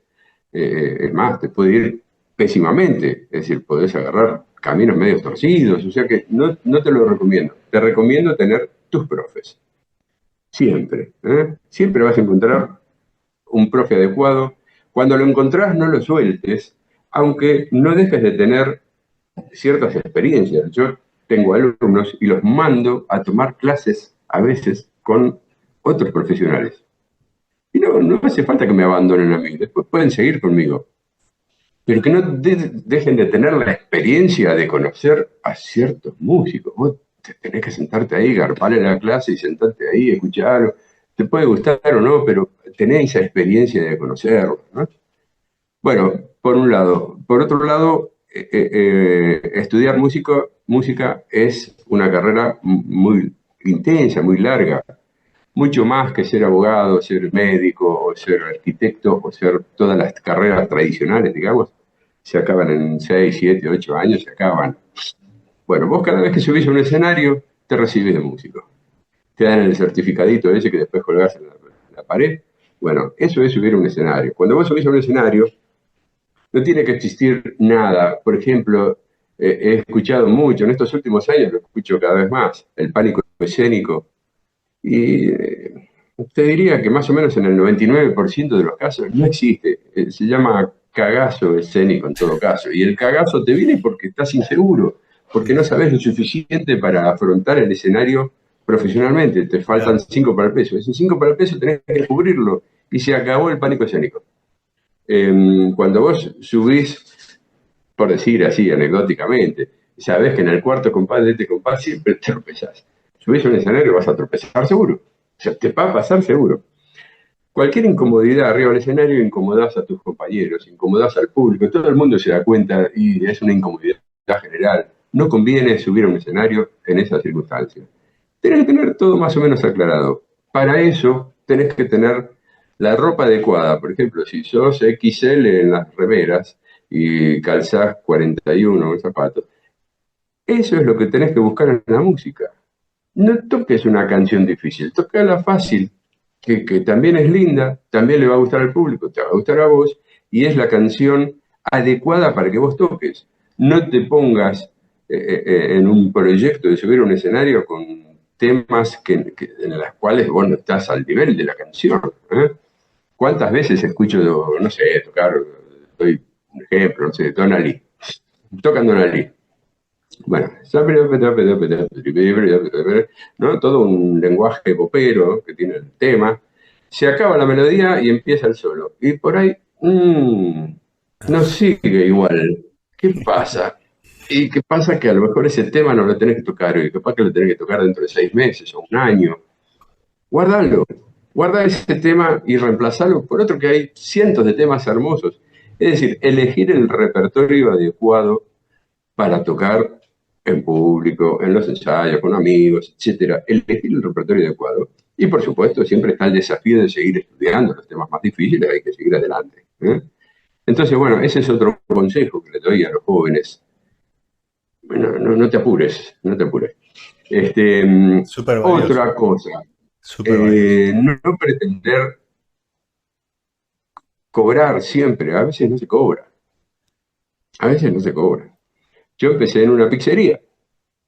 Es decir, mejor dicho, no empecé así, porque empecé con Swing 39, que era un grupo profesional. Pero yo aparte quería tocar mis cosas, entonces armé un trío, me acuerdo, y fui a una pizzería de acá de la zona mía, y le digo, che, ¿qué día puedo venir acá? Que a vos no te moleste, no quiero nada. Bueno, venite los miércoles, me dijo el tipo. Sí. Yo fui los miércoles. Tuvimos como un año tocando los miércoles sin cobrarle al tipo, íbamos los tres con un entusiasmo bárbaro. Empezó a ir gente los miércoles. O sea, el tipo en algún momento, pum, nos tiró una pizza arriba de la mesa con Coca-Cola. Bueno, empezamos a cobrar, por decirlo así, entre comillas. Claro, claro, claro. Pero lo hemos disfrutado mucho. No estuvo el signo peso nunca adelante, digamos, para que eso suceda, digamos, ¿no? Y después, bueno, solo empezaron a aparecer en la medida en que yo tocaba un poquito mejor y estaba más seguro, que si yo empezaron a aparecer pequeños cachés, algún ingreso de dinero, empiezan a aparecer. Yo por suerte, yo te digo, estaba con 139 que cobrábamos, yo cobraba muy poquito, que si a mí me pagaban con un helado por ahí, no sé cómo era, pero era un grupo profesional. Y claro. Eh, bueno, tocar en los lugares adecuados, tener el instrumento adecuado, buscar público, tocar adelante del público. A veces el cumpleaños de un familiar puede ser que encuentres público ahí, ¿viste? Vos andate con la violita colgada y alguno se va a acercar y tocas un ratito y ya estás en la práctica que forma parte de la formación del músico, tocar con adelante de la gente, ¿no? Mostrarle a los amigos lo que haces, no tener vergüenza. Súper interesantes Claro, todos los consejos de Ricardo Pericán. Y te quería hacer como no, ya una última pregunta. ¿Qué ves para el futuro? ¿Qué te imaginas para tu futuro con la música y el futuro de la música en general acá en Argentina? mira, el futuro empieza en este momento, digamos, ¿no? Yo veo que hasta acá hay un increciendo en la música en general, como hablábamos un poco más temprano. Hay un increciendo. Cada vez hay más músicos. Cada vez hay más lugares donde se puede tocar. No necesariamente lugares donde te paguen bien ni nada, no estamos hablando de eso, pero sí hay espacios, como esa pizzería que me dio a mí la oportunidad de empezar a tocar. Bueno, veo que hay muchas oportunidades de lugares nuevos y la cantidad de músicos que hay en este momento es maravilloso. Lo que significa que veo que todo va creciendo, que va creciendo incluso el nivel de los músicos. Eh, Chicos muy jovencitos que están tocando el jazz a un gran nivel, bueno, eso no pasaba hace 50 años atrás, ¿no? O sea que vamos muy bien en ese aspecto. La música en sí, yo creo que el jazz está apuntado a las fusiones. Es decir, el jazz ya queda, ya está para quedarse, absolutamente. El jazz está instalado. Ya tenemos más de 100 años de jazz y sin vías de ver que se extingan ni remotamente, qué sé yo. Es decir, que el jazz está. Pero más que el jazz mainstream o el jazz estándar, veo fusiones, muchas fusiones. Pasan una de estas dos cosas. A las músicas del mundo entero le pones una pizquita de jazz y ya suenan mucho mejor. Ya se ponen muy bien, ya son fusiones mucho más interesantes, ¿no? Como la fusión de la música brasileña o de la música de Paco de Lucía o de la música inglesa, del rock fusión, y todo tiene una pizquita de jazz, Piazzolla, todo tiene jazz. Qué bueno que el jazz le produzca esa cosa a estas músicas, o sea, las mejora, fantástico. Pero también está pasando otra cosa, que el jazz se está nutriendo de un montón de músicas del mundo.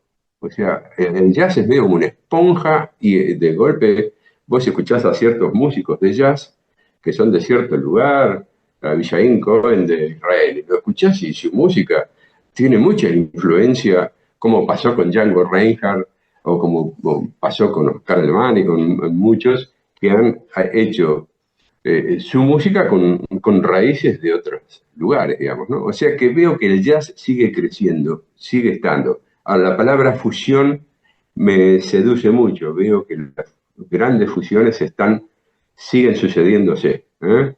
No es solamente la gran fusión del jazz rock en su momento, a fines de los 60, no sé, de muchas fusiones que hemos tenido, Claro. sino que está en pleno crecimiento la fusión, y siempre con jazz, o sea, el jazz está muy presente, o sea, ese veo que es el futuro del jazz, no sé. Claro, que es un género Este, que se permite, ¿no? Eso, quizás otros géneros donde ya se quedó todo más conservado, sí, eh, sí, no sí. pasa con el jazz. El jazz, como en todas las músicas, hay conservadores, hay músicos muy conservadores y hay músicos muy abiertos.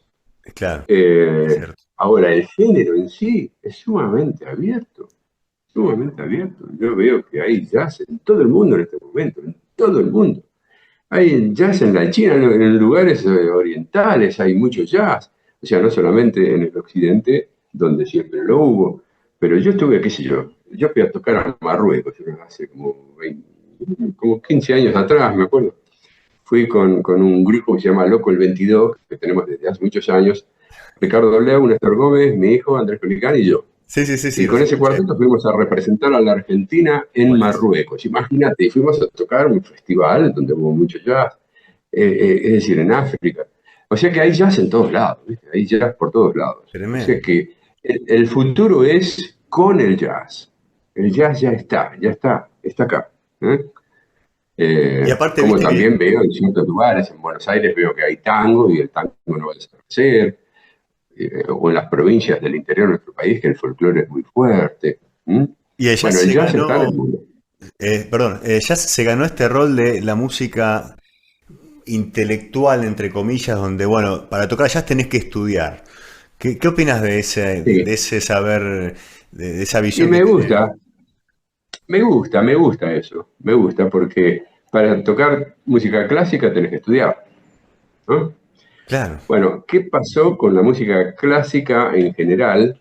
Pasó que hasta cierto momento, hasta hace unos 70, 80 años atrás, la música clásica era el camino de estudio para cualquiera, para cualquier músico que quisiera tocar cualquier cosa que había que estudiar. Y había que estudiar música clásica porque era, pedagógicamente era lo que estaba más desarrollado. Entonces, bueno, Claro. estudiando eso, estudiabas los instrumentos, estudiabas Y la única forma de tener un las título, ¿no? ejecuciones. La única forma de tener un título musical era yendo al También, conservatorio. también, por supuesto. Que eso cambió un Ahora, poco, ¿no? En los últimos años. cambió ya en los años 60, 70, 80, ya ni hablar. Es decir, el jazz es medio como que no solamente se populariza mucho en el mundo entero, sino que pedagógicamente se desarrolló tanto que hoy, por ejemplo, la notación musical, la escritura musical, supera ampliamente la escritura clásica, digamos, ¿no? Y entonces, bueno, se han tenido que inventar nuevos símbolos y cosas en la notación, y eso es producto de la necesidad que tuvo el jazz en un cierto momento. Y hoy tenemos los mejores maestros, no sé, de composición, de improvisación, etcétera, con grandes escuelas como es la Berklee School o escuelas del mundo, qué sé yo, este, que enseñan jazz, ya no tanto la música clásica. Y muchos clásicos terminan por ahí recurriendo a ciertos maestros de jazz para completar su formación, digamos, ¿no? Como nosotros deberíamos hacer de vez en cuando con la música clásica, ¿no? Que no lo Claro, claro, hacemos claro. porque encontramos respuestas en nuestro ámbito, ¿no?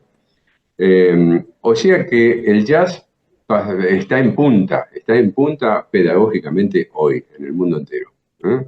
Es Eh, genial. eh, Sí, sí, y sí. bueno, eso también produce cambios que ya se vienen notando desde hace unos años y a futuro va a producir cambios notables. ¿No? Ricardo, bueno, sé que te lo quería preguntar antes, pero ¿cómo es eso? ¿Cómo es la historia con la Escuela de Música Popular de Avellaneda? Porque bueno, yo estudié en Avellaneda y tengo un vínculo especial con la EMPA, ¿no? Que también fue pionera en su Claro, momento, ¿no? De justamente la enseñanza de otra música de forma organizada, sí. sistemática, pero que no era la música académica clásica. Claro, bueno, Este, te cuento algo que no está ¿sí? en la historia, que no están en la historia. Claro, porque la escuela empieza de determinado lugar para adelante o de determinado momento para adelante, y Sí. lo que pasó antes para la formación de la escuela, por ahí no quedó en la historia.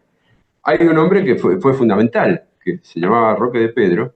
Él estaba en el departamento de música, músico también, ¿eh?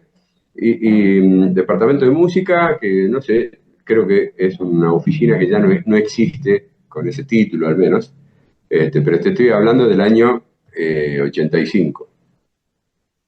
La Escuela Popular de la EMPA empieza en el año 87, de ahí para adelante, digamos, ¿no? Eh, bueno, en el año 85 yo, en el año 84 y 85 daba clases en el Manuel de Falla. Clase como un profesor más, yo estaba contratado porque nunca tuve título oficial, entonces estaba ahí por contrato. Estuve laburando 2 años, pero no me gustaba, realmente no me gustaba, porque estaba muy ajustado a un programa que me parecía muy insuficiente, lo que yo daba, digamos, de guitarra, qué sé yo, podía dar muchas cosas ¿Guitarra más, pero no jazz? me lo permitían. ¿Dabas guitarra No, jazz? no, no, que ya. No existía el jazz en el Claro. Manuel de Falla. Estaba mal Ah, visto el jazz. Hoy sí hay en el Manuel de Falla un departamento de jazz, pero en ese momento no. Claro, Y como claro. yo era músico de jazz, también estaba mal visto yo en ese momento. Ahí dentro de la escuela era un bicho raro. Me imagino. Entonces yo tenía más alumnos, muchos más alumnos en los pasillos que en las aulas. Me esperaban, ¿por qué? Porque yo iba con el Real Book, los libros de Berkeley, con los discos de Everson, todas las cosas que yo tenía en ese momento. Este, bueno, yo se las prestaba a los alumnos, se las daba para que se lo fotocopien, para que se lo copien y todo. Bueno, me preguntaban cosas de paso, y yo, bueno, encantado. Pero fui advertido, ¿no? Eso no se puede hacer adentro del conservatorio, qué sé yo, casi me rajan. Entonces, un día me llama Roque de Pedro, que me conocía por ese grupo que te nombré, Swing 39, y a él le Sí. gustaba el jazz, entonces me conocía y me llama. Ricardo, vení. Tenemos que hacer algo porque te quieren cortar la cabeza. Me dice, bueno, hagamos algo. Me dice, ¿qué querés vos? Y yo le pedí si era posible en cualquier horario, el aula grande que tenían ahí, en ese momento que tenía una capacidad como para 60 estudiantes, más o menos, Sí. una horita semanal, si yo podía estar ahí y hablar de lo que yo quería. No, no de la música clásica, sino no del programa del conservatorio, sino hablar de jazz. Claro. Y él, entonces, en horarios de limpieza, después de las 6 de la tarde, me consiguió un horario semanal, una hora semanal. Yo estuve 6 meses, llamémosle con ese seminario, 6 meses. Lo llevé a Hugo Pierre, a Walter Malosetti, a Francisco Rivero, a un montón de profesores que yo conocía en ese momento. No, perdón, Francisco Rivero no. Todavía estaba estudiando Francisco, Mirá no vos. estaba en esa condición. Tremendo, Armando los tremendo guitarrista. estudiando. ¿Eh?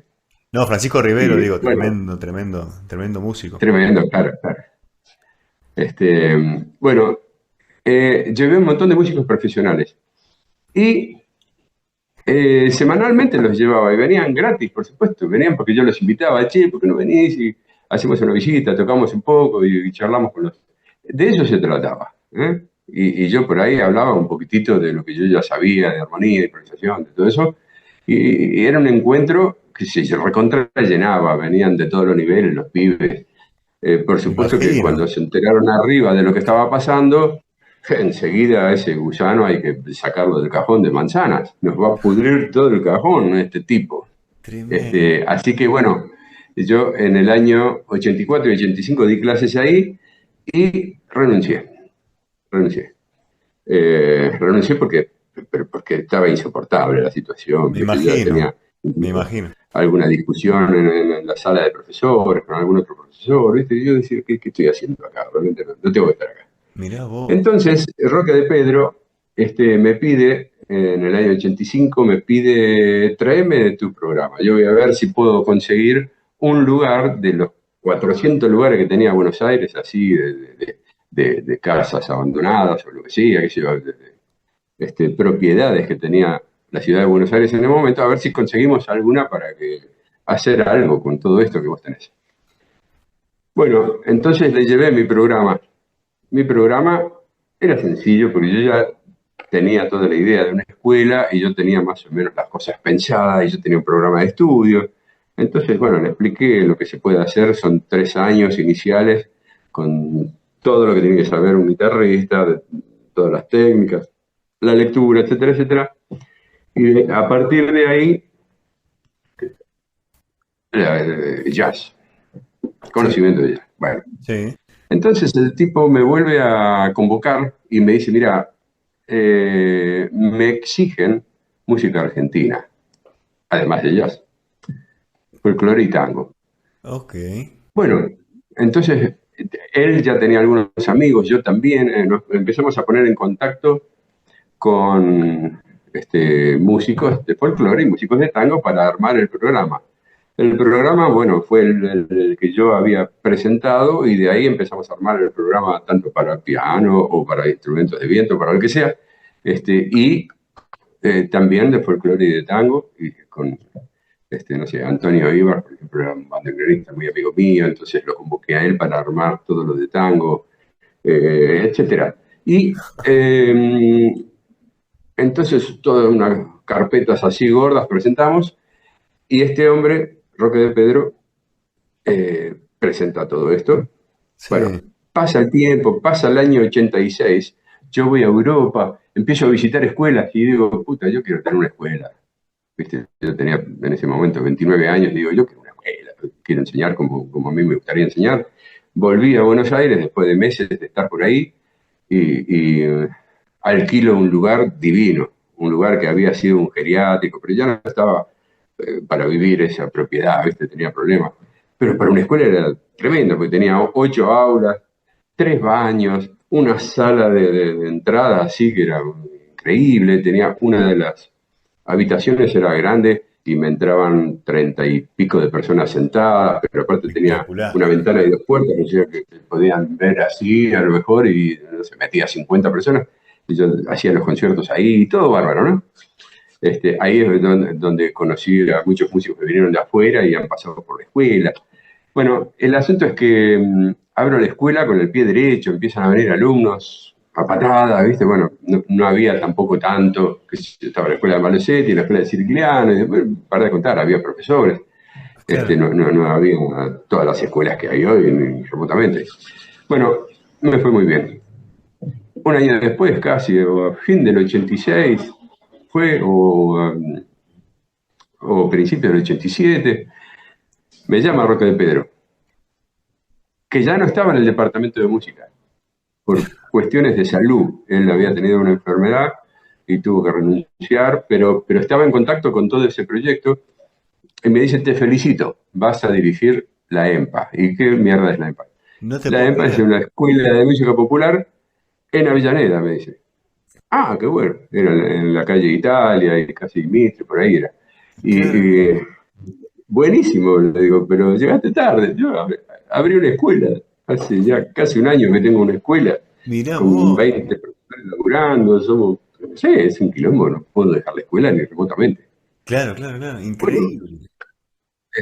pero te puedo recomendar a alguien, le digo, un flaco que ha estudiado conmigo, así como Francisco Rivero, este otro chico también era muy talentoso y muy serio y muy estudioso. Y le digo, mira, te recomiendo a un chico que se llama Armando Alonso.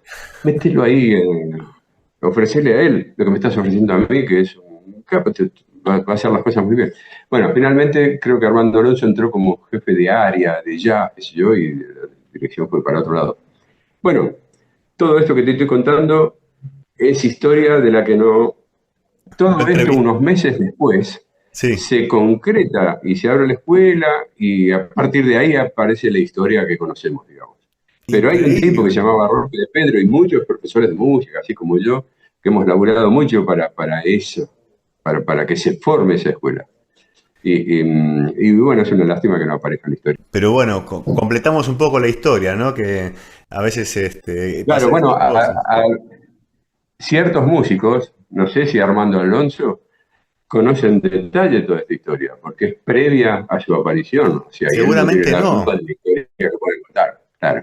Bueno, Ricardo, te quería agradecer un montón por tu tiempo, por todas tus consejos, todas tus experiencias y que las puedas, las hayas brindado No, así. yo te agradezco a vos que tengas este canal de difusión de artistas, de profesores, de arte en sí, que es muy necesario y muy útil.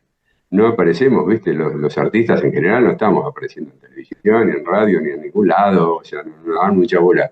Y que vos existas para nosotros es un oasis. Así que yo te agradezco a vos, No, realmente.